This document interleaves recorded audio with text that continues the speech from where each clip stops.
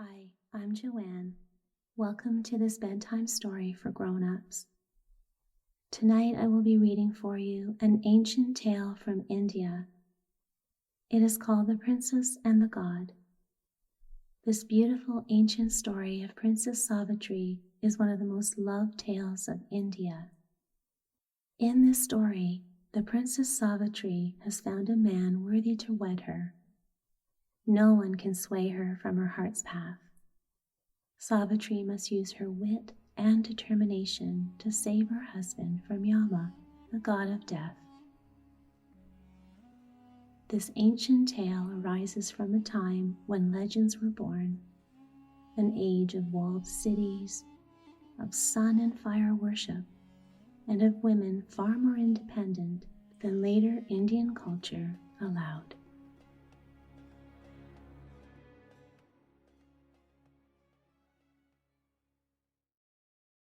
Before we begin, let's take a moment to settle in under the covers. And as you continue to settle in, perhaps you can even take a few deep, relaxing breaths if you like. This helps calm your mind and relaxes your body.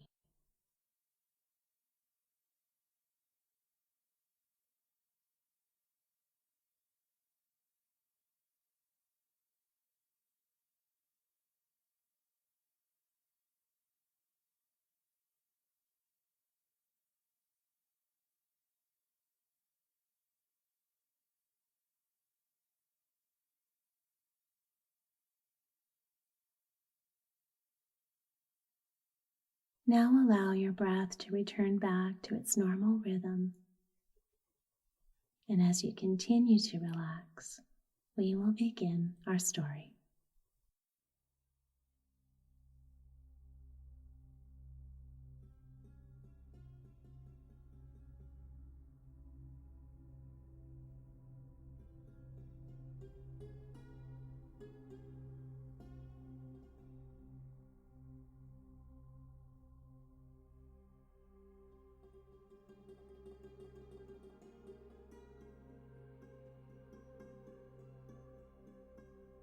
In India, in the time of legend, there lived a king with many wives, but not one child. Morning and evening for 18 years, he faced the fire on the sacred altar and prayed for the gift of children. Finally, a shining goddess rose from the flames. I am Savitri, child of the sun. By your prayers, you have won a daughter. Within a year, a daughter came to the king and his favorite wife. He named her Savitri after the goddess. Beauty and intelligence were the Princess Savitri's, and eyes that shone like the sun. So splendid was she, people thought she herself was a goddess. Yet when the time came for her to marry, no man asked for her. Her father told her, "Weak men turn away from radiance like yours. Go out and find a man worthy of you. Then I will arrange the marriage." In the company of servants and counselors, Savitri traveled from place to place.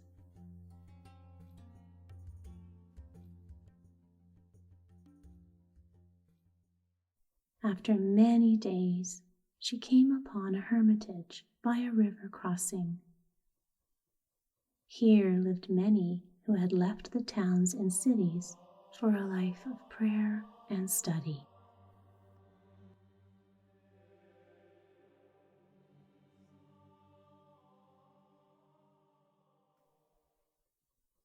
Savitri entered the hall of worship and bowed to the eldest teacher.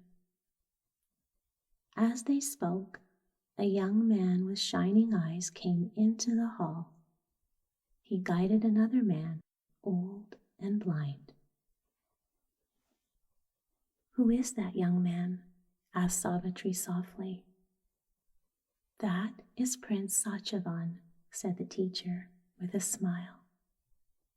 "He guides his father, a king whose realm was conquered. It is well that Satyavan's name means son of truth, for no man is richer in virtue."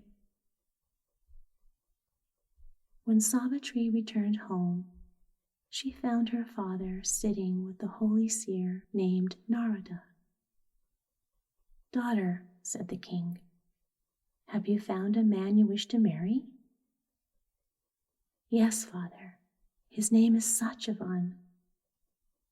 Narada gasped. "Not Satyavan. Princess, no man could be more worthy, but you must not marry him.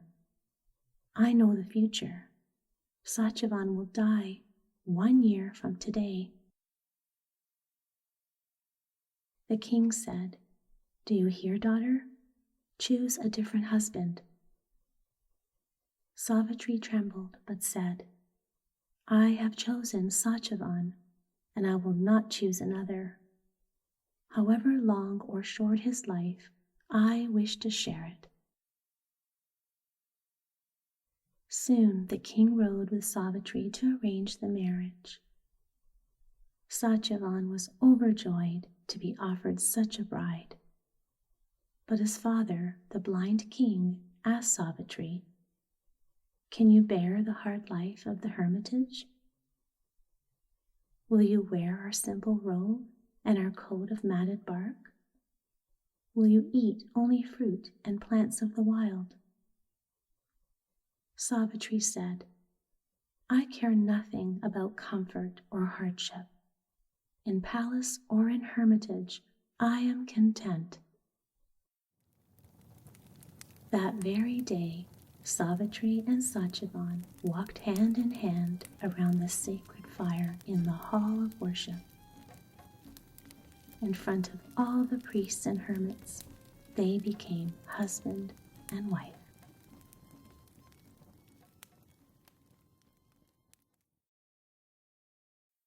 For a year, they lived happily. But Savitri could never forget that Satyavan's death drew closer. Finally, only 3 days remained. Savitri entered the hall of worship and faced the sacred fire. There she prayed for 3 days and nights, not eating or sleeping. "My love," said Satyavan, "prayer and fasting are good, but why be this hard on yourself?" Savitri gave no answer. The sun was just rising when Savitri at last left the hall. She saw Satyavan heading for the forest, an axe on his shoulder. Savitri rushed to his side. "I will come with you." "Stay here, my love," said Satyavan. "You should eat and rest." But Savitri said, "My heart is set on going." Hand in hand, Savitri and Satyavan walked over wooded hills. They smelled the blossoms on flowering trees and paused beside clear streams. The cries of peacocks echoed through the woods.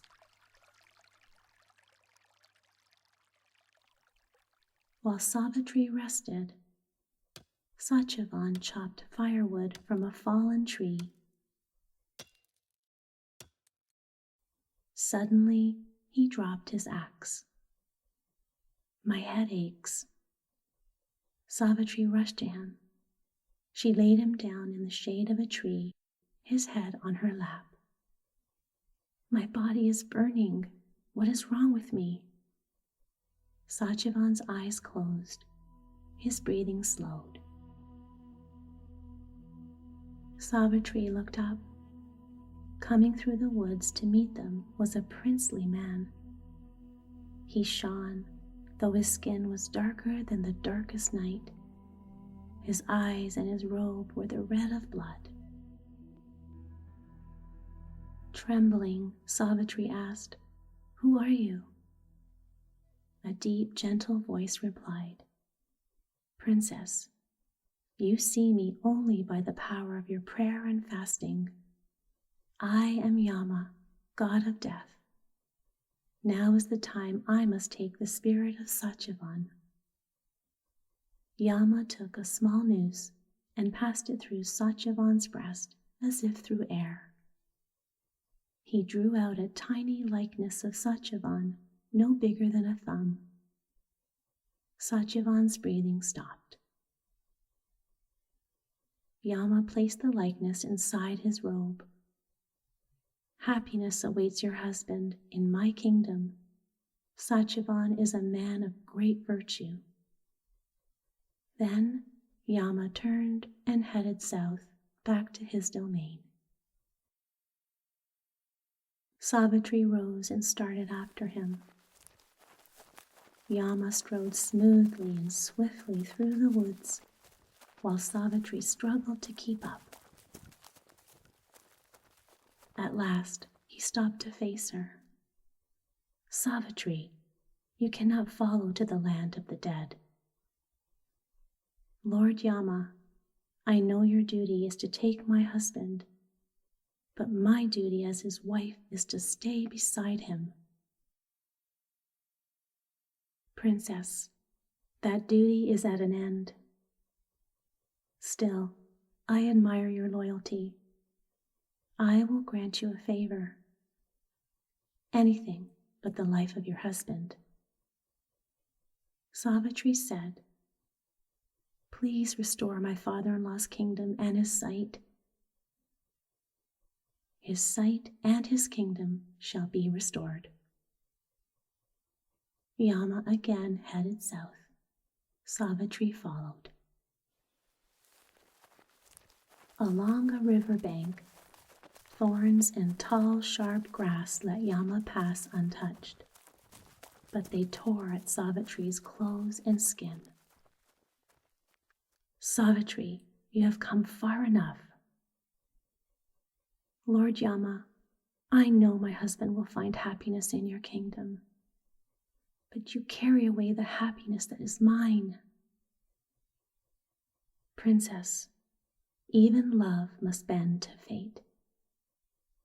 Still, I admire your devotion. I will grant you another favor. Anything but the life of your husband."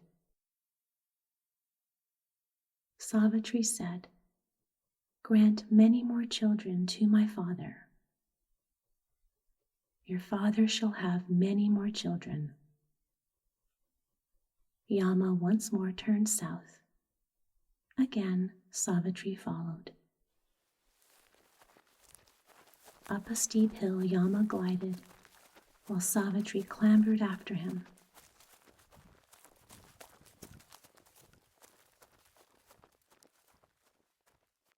At the top, he halted. "Savitri, I forbid you to come farther." "Lord Yama, you are respected and revered by all. Yet, no matter what may come, I will remain by Satyavan." "Princess, I tell you for the last time, you will not. Still, I can only admire your courage and your firmness. I will grant you one last favor. Anything but the life of your husband." "Then grant many children to me, and let them be children of Satyavan." Yama's eyes grew wide as he stared at Savitri. "You did not ask for your husband's life, yet I cannot grant your wish without releasing him. Princess, your wit is as strong as your will." Yama took out the spirit of Satyavan and removed the noose. The spirit flew north, quickly vanishing from sight. "Return, Savitri. You have won your husband's life."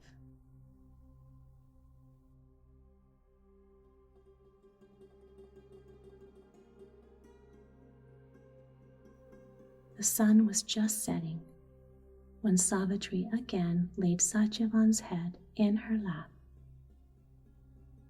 His chest rose and fell.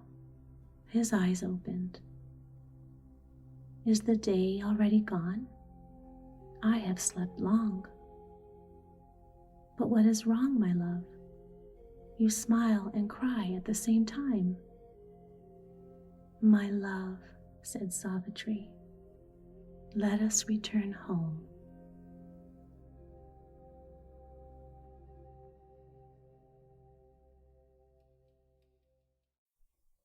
Yama was true to all he had promised. Savitri's father became father to many more. Satyavan's father regained both sight and kingdom. In time, Satyavan became king and Savitri his queen. They lived long and happily, blessed with many children. So they had no fear or tears when Yama came again to carry them to his kingdom.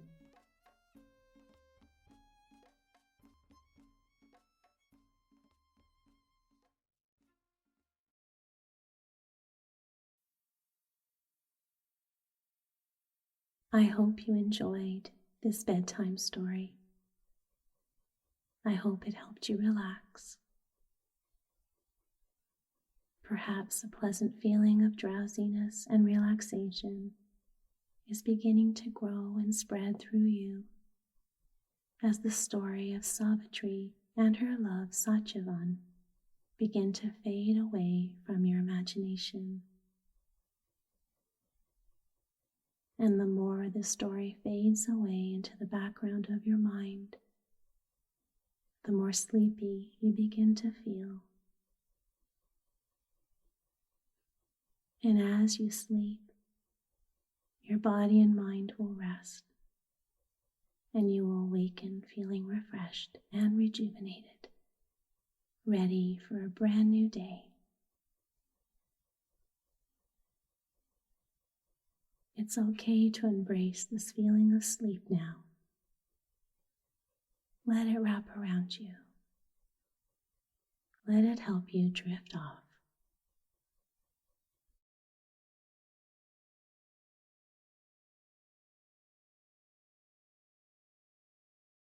You are safe, and all is well.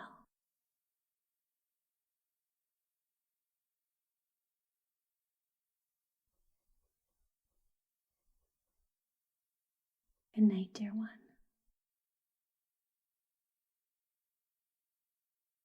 Sleep well.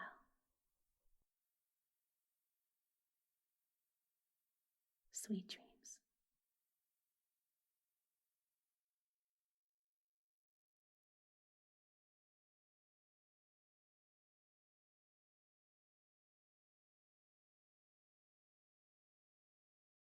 You are safe, and all is well.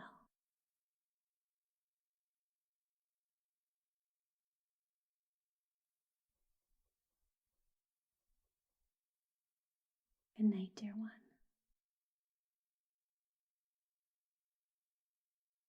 Sleep well.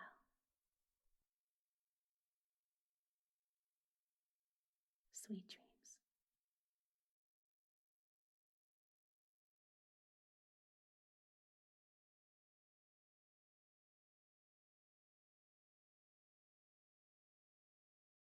You are safe,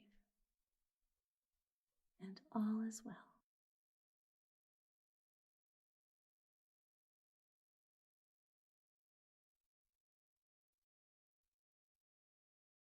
Good night,